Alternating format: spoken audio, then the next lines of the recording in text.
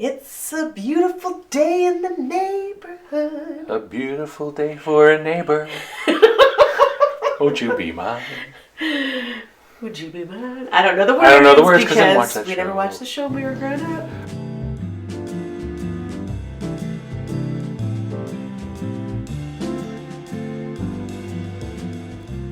Welcome to Drawing Conclusions. I'm Josh. And I'm Jessica. Today we're talking about the awesome documentary, Won't You Be My Neighbor? Yeah, so this documentary, if you haven't heard of it, is about Mr. Rogers' neighborhood, as you might have guessed. Right. And it's not a full documentary looking at, it's not a documentary looking at the whole life of Fred Rogers. It really focuses on his time on Mr. Rogers' neighborhood, the impact of it, why the he influence did it. of it. Right. And it's really, really well done. It really is. I didn't watch this show growing up as a little kid. It was definitely not something I was interested in. I mean, I knew it existed, and I'd catch it once in a while, like flipping channels, and then I just keep flipping. Right. Yeah, I think maybe collectively I've seen 5 minutes of Mr. Rogers' Neighborhood throughout my entire life. It was not something that I was super interested in as a kid. Apparently some of my sisters watched it, but I just never really paid any attention to it when I was growing up. So I didn't come into this documentary, and neither of us did, with this like nostalgia factor, like, oh, Mr. Rogers, we love him, we grew up watching him. Right, I frankly actually, I wasn't looking forward to actually seeing this show, this documentary. I thought I was going to be bored out of my mind. Yeah. But quite the opposite. First of all, Jessica, what did you like? Well, I mean, I really liked everything about the documentary. About any particular points? So, I mean, I loved how they started the show. I thought just even how they started the film, again, not taking this like really by the books, cliched, overdone, traditional route of like starting with like and blah blah blah blah blah the chronology. You know, it's like starts with this hook. Yeah, this is when he was young. Really interesting footage of Mr. Rogers talking about his philosophy, and in a very Mr. Rogers kind of esoteric, abstract, like intellectual way that he did talk about his philosophy and the things that were important to him, and footage that combined one of his other great loves in life, which is his music. Mm-hmm. And so I thought that was really interesting. And also because I didn't really watch Mr. Rogers' Neighborhood, I learned so much from the documentary about him. I'd always known him to be this kind, gentle, soft-spoken figure, but to learn how talented he was, that he wrote all the shows, that he wrote all the music for the shows, produced it, directed it, whatever. Yeah, he was all the puppets in the show. Right, that he did all those voices and everything. I mean, it really was his whole entire brainchild. It wasn't like he was just the face of the show. It was like he created the entire thing. So, I mean, to learn that about him was amazing. And then also to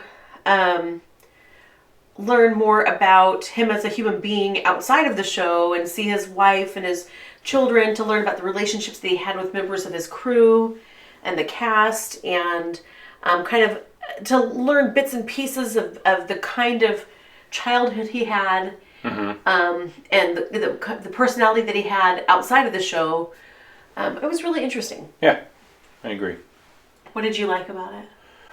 I liked how intuitive and just in tune he was with kids. Yeah.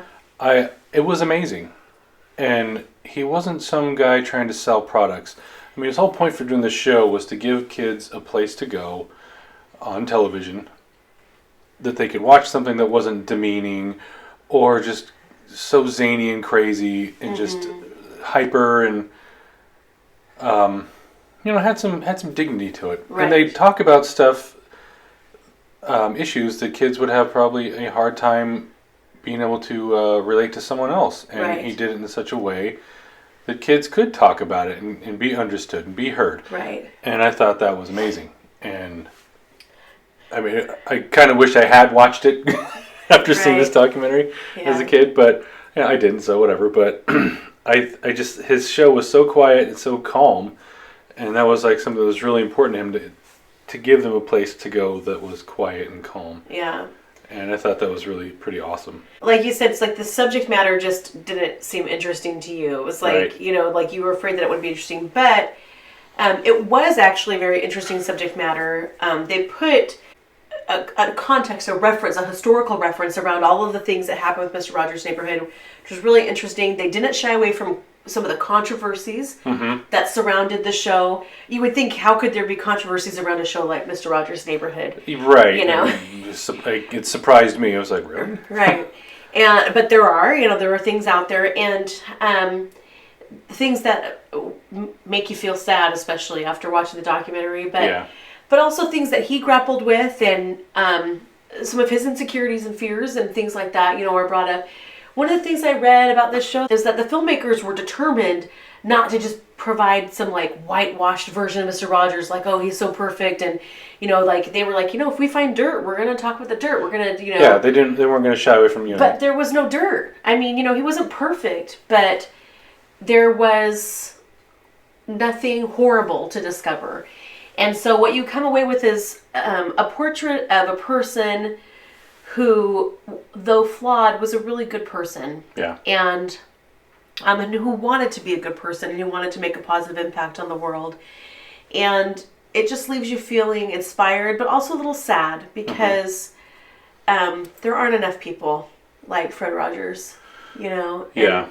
But also it just motivates you to want to be more like he was, to be more open and compassionate, but also to find positive ways and productive ways to deal with the scary and uncertain and uncomfortable things in the world that just exist. I mean, he did that on his show, and he helped kids do that. Yeah. And that was one of his goals, was just to help kids navigate through all of their emotions and all the negative aspects of life, instead of just nobody addressing it with them and kind of expecting kids to just deal. Right. Which is kind of what people did. Yeah, and still do that. They had clips from his show with the hand puppets talking to the kids and dealing with some pretty heavy things, heavy subjects. And I thought it was really brave to be able to try and do that, and they pulled it off. Yeah. One little side note, other thing I did like about the show, they have these little animation segments sprinkled throughout the show. Very cool stylized animation, really reflective, especially if you're really in tune with Mr. Rogers' Neighborhood, and you would get what they're trying to say with the symbolism. I thought that the animation pieces were really cool too. I liked that they had those cut scenes in there with the animation. It was really interesting. And the animation in the movie actually inspired your piece that you did for this review. Yes. You did this Daniel the Striped Tiger, your interpretation of Daniel the Striped Tiger, one of the puppets that Mr. Rogers voiced on Mr. Rogers' Neighborhood. And he was the puppet that was... Seemed like he used them a lot. Yeah, he used them a lot, and he was the mouthpiece for Fred Rogers' insecurities, his fears, his worries, right? Which is why you've drawn him as a little sad here.